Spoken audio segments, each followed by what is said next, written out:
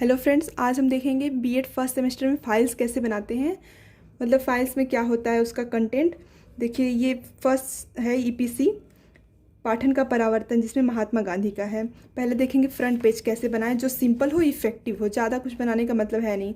यहाँ पे MA girls degree college, college का नाम लिखेंगे, एड्रेस लिखेंगे, संबद्ध लिखेंगे, वीर बहादुर सिंह पूर्वांचल यूनिवर्सिटी या विश्वविद्यालय, शिक्षक प्रशिक्षण विभाग, बीएड फर्स्ट सेमेस्टर और पहले सत्र लिखेंगे।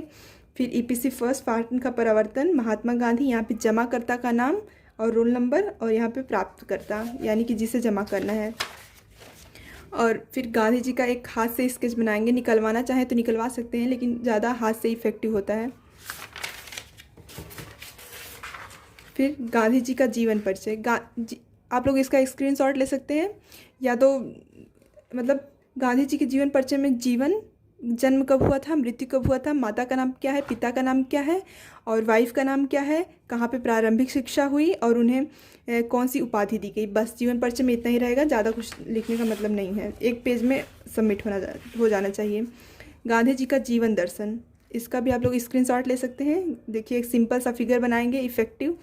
गांधी जी के सिद्धांत है सत्य, अहिंसा, अपरिग्रह, निर्भीकता और सत्याग्रह, और इसके बारे में आप लोग लिख लीजिए।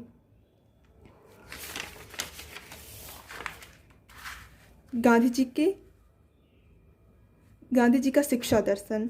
शिक्षा दर्शन में ये ऊपर वाली लिख लीजिएगा आप लोग स्क्रीनशॉट से, ये मैं पढ़ देती हूँ।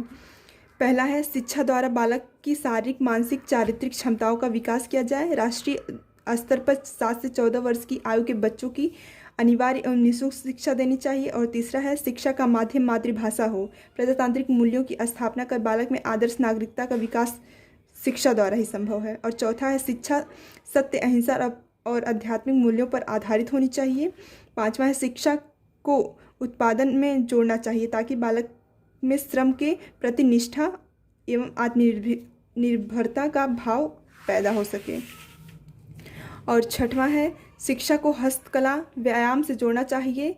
शिक्षा द्वारा बालक के लिए सामाजिक संस्था विद्यालय ही मानी जानी चाहिए। शिक्षा जब हस्त कौशल से जुड़ी होगी तो उत्पादन बढ़ेगा। यह उत्पादन बढ़ेगा, व्यक्ति को आर्थिक लाभ देगा, क्योंकि इस उत्पादन को सरकार खरीदेगी।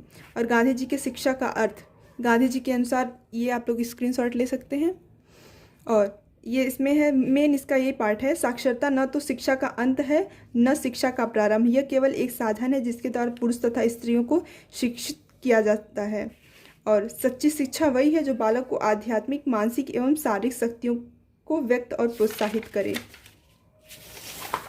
और इसके बाद है, इसका भी आप लोग स्क्रीनशॉट ले सकते हैं। गांधी जी के अनुसार शिक्षा के उद्देश्य। शिक्षा के 2 उद्देश्य थे। एक देखिए, एक चश्मा बना है गांधी जी का, उसमें दोनों उद्देश्य लिख सकते हैं। शिक्षा के तात्कालिक उद्देश्य, शिक्षा के सर्वोच्च उद्देश्य। और आप इसमें शिक्षा के तात्कालिक उद्देश्य में क्या है, 4-5 पॉइंट है, और शिक्षा का सर्वोच्च उद्देश्य में भी 1, 2, 3, 4 पॉइंट है। इसको आप लिख सकते हैं। अब आते हैं गांधी जी के अनुसार शिक्षा का पाठ्यक्रम।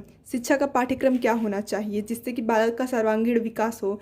मातृभाषा में शिक्षा देनी चाहिए, सामाजिक अध्ययन हो, सामान्य ज्ञान हो, गणित हो, हिंदी हो, आधारभूत शिल्प हो, जिससे कि उनमें हथकरघा उद्योग जो बोलते हैं उन्होंने बढ़ावा दिया था। स्वास्थ्य शिक्षा हो, ललित कलाएँ हों। और एक देखिए, चरखा के माध्यम से दर्शाया गया है, ये बहुत ही इफेक्टिव है, और आप लोग इसका स्क्रीनशॉट लेके लिख सकते हैं। फिर वही यहाँ पे है, आधारभूत शिल्प में क्या आता है, कताई, बुनाई, गत्ते का काम, मिट्टी का काम, कला, मातृभाषा, वही चीज़ है वहाँ पे जो लिखा गया था, वही पॉइंट में है यहाँ पे। गांधी जी के अनुसार अनुशासन, ये लिख लीजिए। गांधी जी दमनात्मक तथा शारीरिक दंड के रूप में अनुशासन के विरोधी थे। वे प्रभावात्मक तथा मुक्त व्यायात्मक अनुशासन के मिश्रित स्वरूप के समर्थक थे। कुछ वर्ड्स हैं जो बहुत सी ज़्यादा डिफ़िकल्ट हैं। गांधी जी के अनुसार शिक्षण विधि, क्रिया द्वारा शिक्षा, अनुभव द्वारा शिक्षा, समन्वय द्वारा शिक्षा। और इसका आप लोग स्क्रीनशॉट ले लीजिए। शिक्षक की भूमिका क्या होनी चाहिए, सह अध्ययनकर्ता के रूप में, मार्गदर्शक के रूप में, समन्वयक के रूप में, और ज्ञान के प्रसारक के रूप में। अब देखिए, वर्धा शिक्षा या बेसिक शिक्षा या बुनियादी शिक्षा या नई तालीम की शिक्षा, ये सबको एक ही नाम से, एक ही नाम है सबका, एक ही चीज़ है। इसे वर्धा शिक्षा में ज़्यादा लिखेंगे नहीं, क्योंकि वर्धा शिक्षा वही है जो गांधी जी के नियम सिद्धांत हैं, वही वर्धा शिक्षा में भी लिखा गया, किंतु इसे सरकारी रूप में मतलब राष्ट्रीय रूप में निर्धारित कर दिया गया, इसलिए इसका नाम वर्धा शिक्षा हो गया।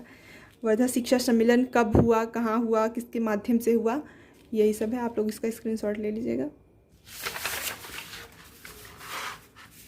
और ये वही है वर्धा शिक्षा की योजना के बारे में ही। और लास्ट में लिखेंगे वर्तमान समय में गांधी जी के शैक्षिक विचारों की प्रासंगिकता। इनकी प्रासंगिकता क्या है? वर्तमान समय में गांधी जी के शैक्षिक विचारों की प्रासंगिकता अत्यंत महत्वपूर्ण स्थान रखती है, क्योंकि वर्तमान समय में भारत की अपार जनसंख्या को, जिसको व्यवसाय या नौकरी देना सरकार के बस की बात नहीं है, और प्रत्येक व्यक्ति को व्यवसाय न मिलना देश को आर्थिक संकट में डालता है। आप लोग इसका स्क्रीनशॉट ले लीजिए, एकदम सिंपल सा है।